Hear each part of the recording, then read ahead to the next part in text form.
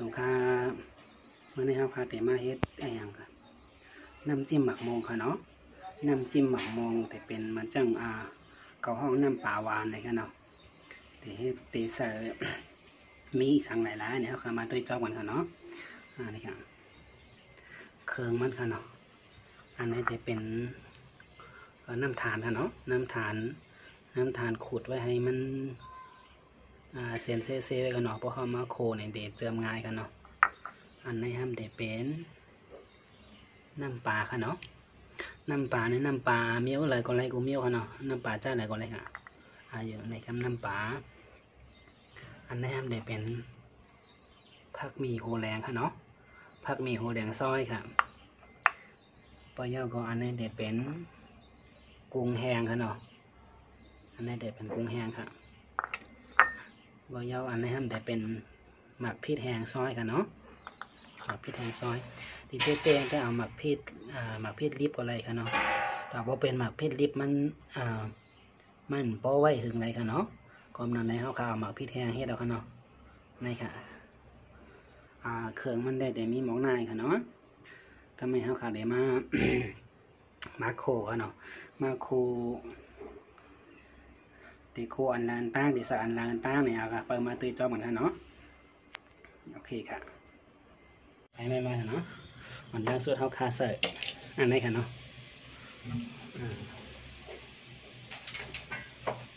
ใส่น้ำตาลกันเนาะ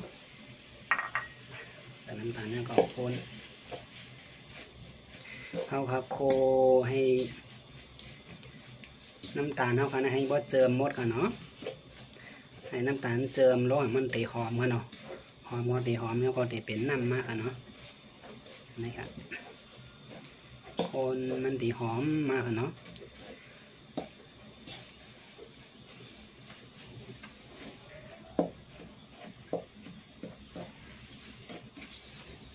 เฮ็ดมันจังเฮาค่ะอ่องน้ำอ้อย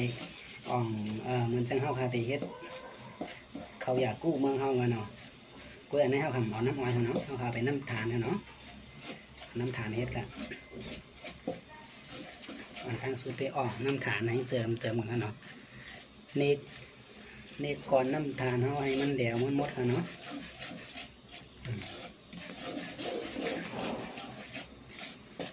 โอเค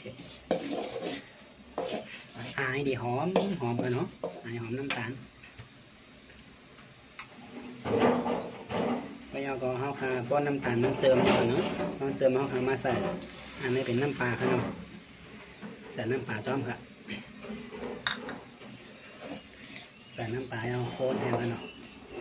มันแต่มีเจียมค่ะเนาะเจียมน้ำถาเนี่ยเจียมน้ำปลาค่ะเนาะ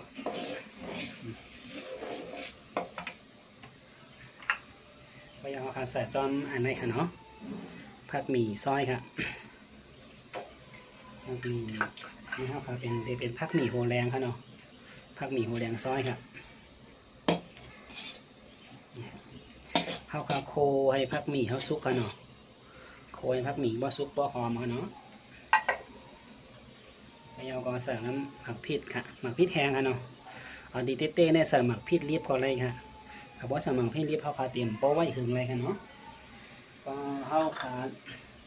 ใส่หมักพริกแห้งเนี่ยเดี๋ยวไว้หึงเลยค่ะเตี๋ยวไว้หึงเลยเป็นเดินค่ะเนาะครับโคนนี่โคไว้พักหมี่บ่ซุกค่ะเนาะ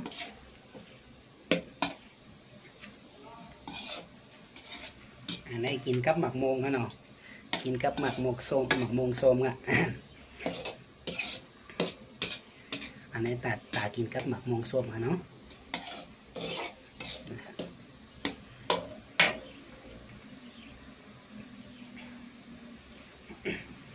พี่น้องเขาเคยเฮ็ดกินว่าเฮ็ดขายก็ไรค่ะเนาะอันนี้เนาะกำนำเปิ้นได้ขายในเปิ้นได้มีน้ำจิ้มบ้านเฮา2 มิ้วค่ะเนาะอันนี้เป็นน้ำจิ้มอันนี้เขาห้องน้ำปลาหวานค่ะเนาะเจียมเนี่ย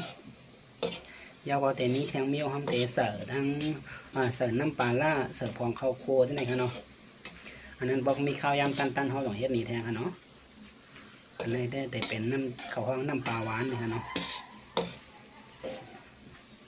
หอมค่ะหอมมากเลยค่ะหอมอายผักหมี่หอมน้ำทาเนี่ยเนาะเพราะผักหมี่มันใครจำซุกมาร้อยๆเอาไหนเอาค่ะใส่กุ้งค่ะเนาะอันนี้เดี๋ยวเป็นกุ้งแห้งค่ะเนาะโอเคใส่กุ้งแห้งจ้ำ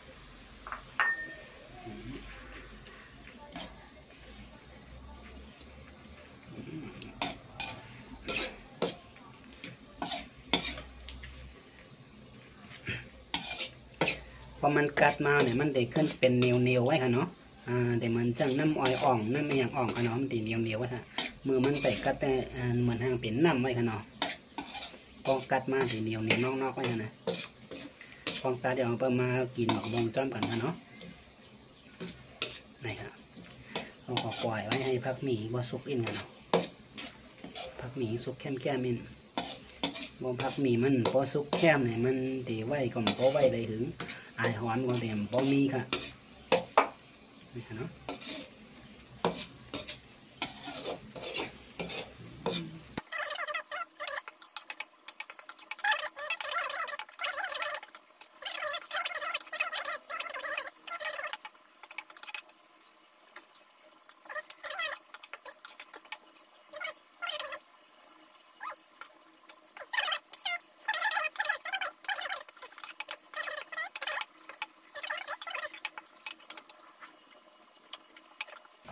พอเนาะ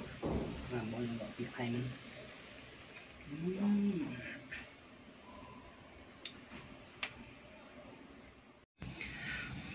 นไม่ค่ะเนาะพอเฮ็ดเย้ามันจะเหมือนไหนค่ะเนาะน้ำปลาหวานเนาะน้ำจิ้มแต่จะกินจ้อมหมักมงหวานค่ะส้มเจมเอามากินด้วยจ้อมกันค่ะเนาะนี่ค่ะเนาะโอ้นี่หมักมงครับ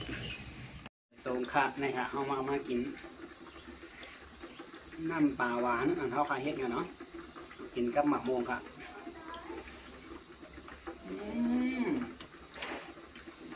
เอาหวานเนี่ยครับ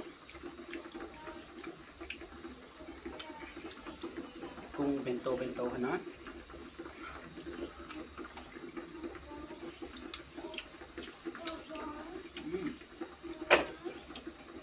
กินนะลูกกินนะหวานนะครับฮะเอาไหม